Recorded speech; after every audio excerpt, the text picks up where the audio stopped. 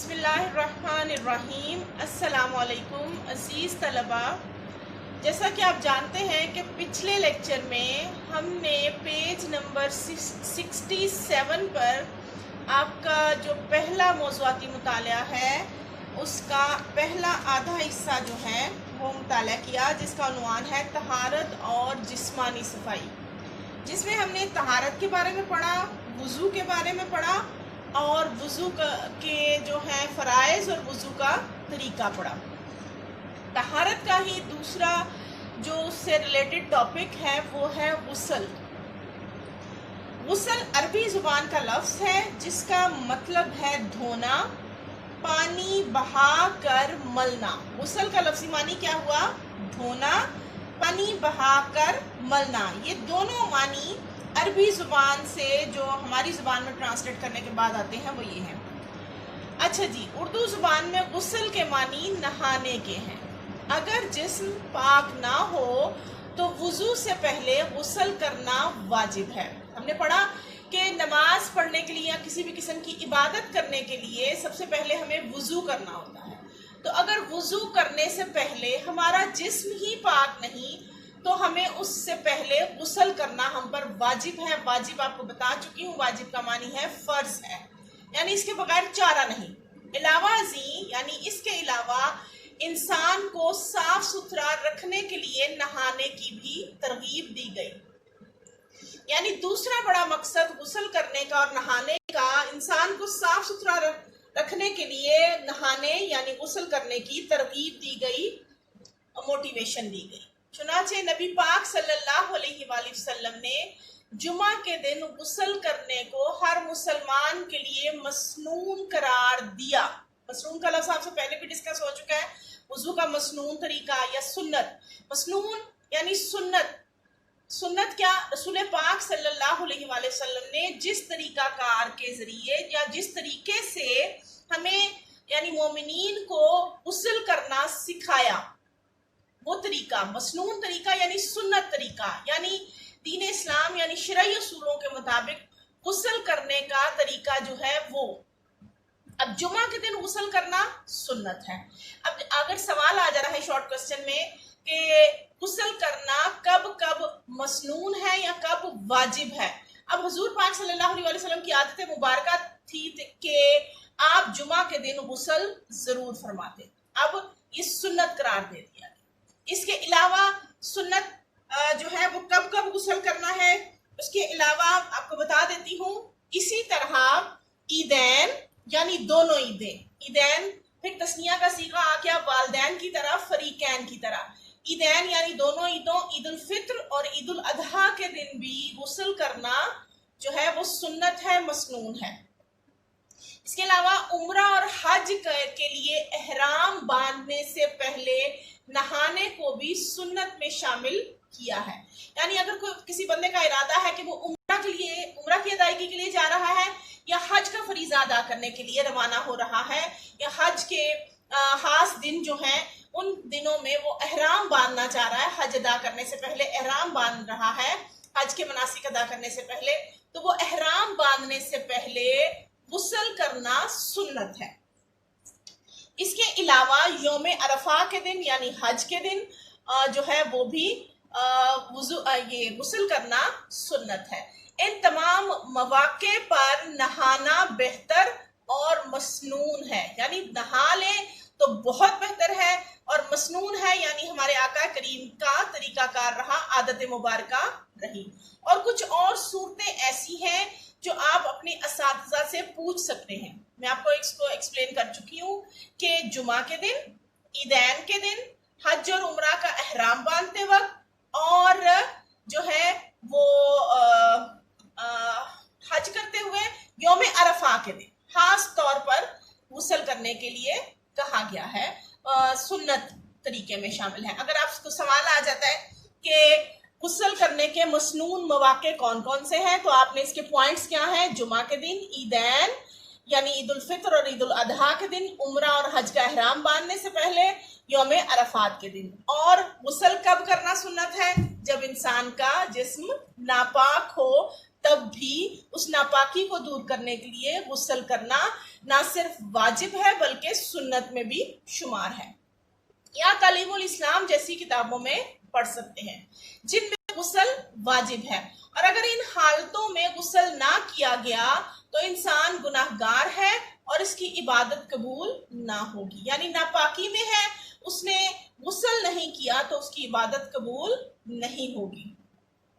قرآن پاک میں ارشاد ہے اگر تم ناپاک ہو جاؤ تو نہا دھو کر پاک صاف ہو جایا کرو. یعنی اللہ تعالیٰ کا فرمان ہے. سورۃ المائدہ کی آیت نمبر 6 کا ترجمہ آپ کوٹیشن میں یہ ترجمہ لکھ سکتے ہیں کہ اللہ فرماتا ہے کہ اگر تم ناپاک ہو جاؤ تو نہا دھو کر پاک صاف ہو جایا کرو. اب آتے ہیں جی غسل کا طریقہ جو ہے ڈسکس کرنے کے ساتھ ساتھ میں آپ کو بتاؤں گی غسل کے فرائض. اب فرائض کیا ہے؟ طریقہ تو وہ جو آپ نے جیسے وضو کا پورا طریقہ ایک سیکھا کہ غسل کس طریقے سے کرتے ہیں، غسل کا مسنون طریقہ ایک ہی سوال ہے، مسنون طریقہ اور شرعی طریقہ ایک ہی سوال ہے، ایک ہی اس کا آلٹرنیٹ کوسچن ہے. اور اگر اس میں سے طریقے میں سے ہم اس کے فرائض الگ کر دیں تو وہ کون کون سے فرائض ہیں؟ وہ اصل میں غسل کے 3 فرائض ہیں. یاد رکھیے گا غسل کے 3 فرائض ہیں. سب سے پہلا فرض ہے کلی کرنا، اس طرح کہ پانی حلق تک جا پہنچے. جیسے ہم وضو کرتے ہوئے کلی کرتے ہیں بالکل اسی طرح اپنے منہ میں پانی ڈال کر کلی کرنا، اور اس طرح کلی ہو کہ وہ پانی حلق کو تر کرے. دوسرا اس کا فرض ہے غسل کا ناک میں پانی ڈالنا، جس طرح وضو میں کرتے ہیں جہاں تک ممکن ہو آگے تک لے جایا جائے، یعنی ناک کی نرم ہڈی جو ہے وہ تر ہو جائے. اور تیسرا غسل کا فرض جو ہے وہ ہے سارے بدن پر پانی بہانا تاکہ بال برابر بھی کوئی جگہ خشک نہ رہ جائے، یہاں تک کہ بالوں کی جڑوں اور ناخنوں کے اندر بھی پہنچنا پانی ضروری ہو. اب آپ بہو بھی جان چکے ہیں کہ غسل کے فرائض کیا ہیں. اب غسل کا پورا ایک مکمل طریقہ جو ہے وہ پڑھتے ہیں. نہانے سے پہلے یہ ضروری ہے کہ جسم کا جو حصہ گندا ہے اسے دھو لیا جائے. اب آپ نے دیکھا طریقہ میں سب سے پہلے کیا چیز ضروری ہے کہ جہاں آپ کے جسم کے حصے پر گندگی لگی ہے آپ اس کو دھو لیں.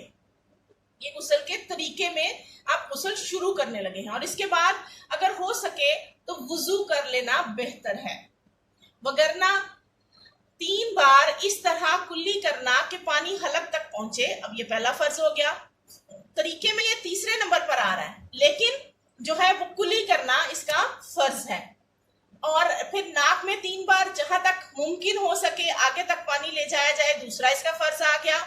آخر میں پورے جسم پر 3 بار پانی بہایا جائے اور جسم کو اچھی طرح مل کر صاف کر لیا جائے.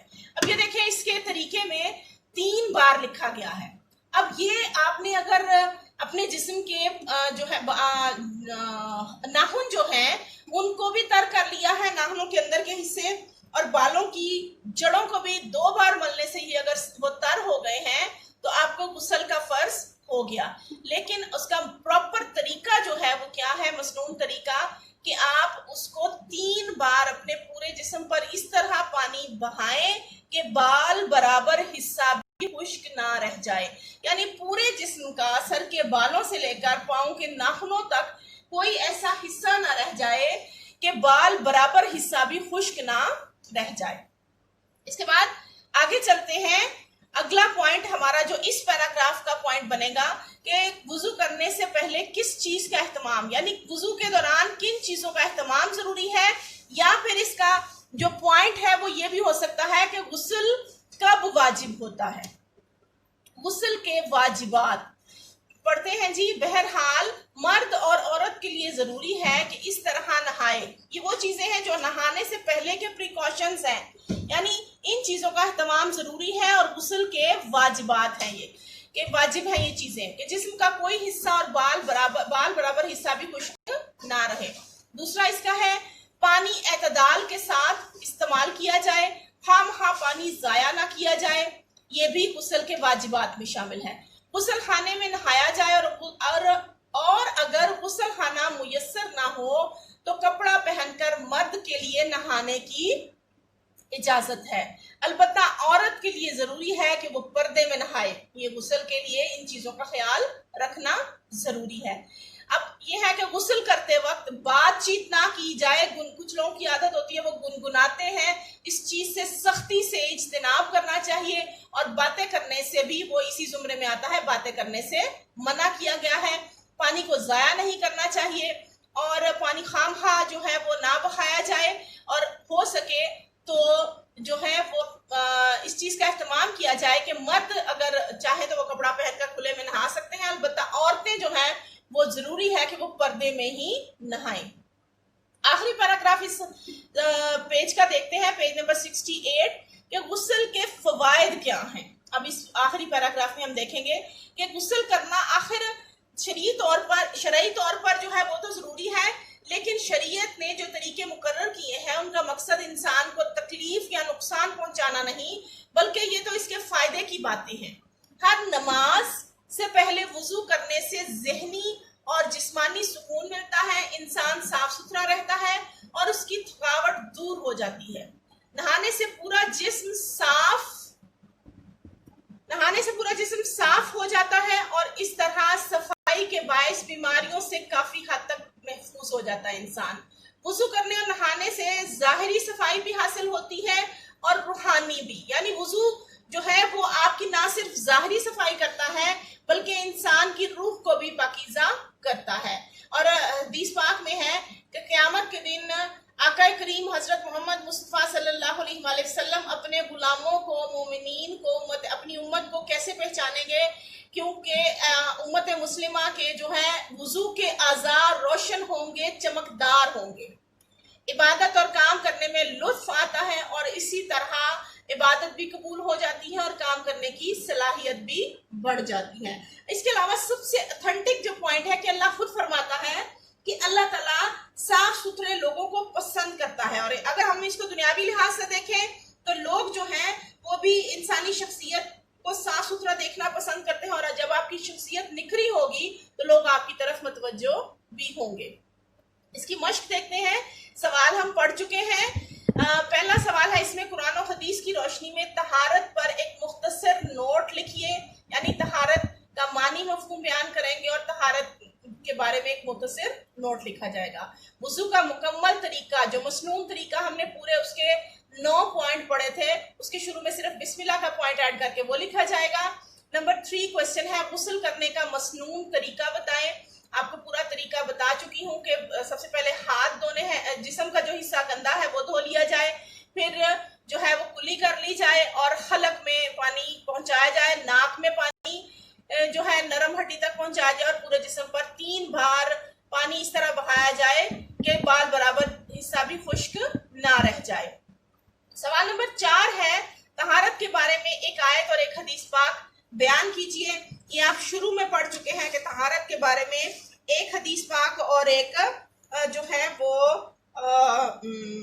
آیت مبارکہ کا ترجمہ, کہ وَسَيَابَ کا فَتَحِرْ وَرُجْزَ فَحْجُرْ, کہ اے نبی پاک صلی اللہ علیہ وآلہ وسلم اپنے کپڑوں کو پاک رکھیے اور ناپاکی سے دور رکھیے. یہ سورۃ مدثر میں بیان کیا گیا, اور حدیث پاک میں فرمایا گیا کہ صفائی جو ہے وہ نصف ایمان ہے.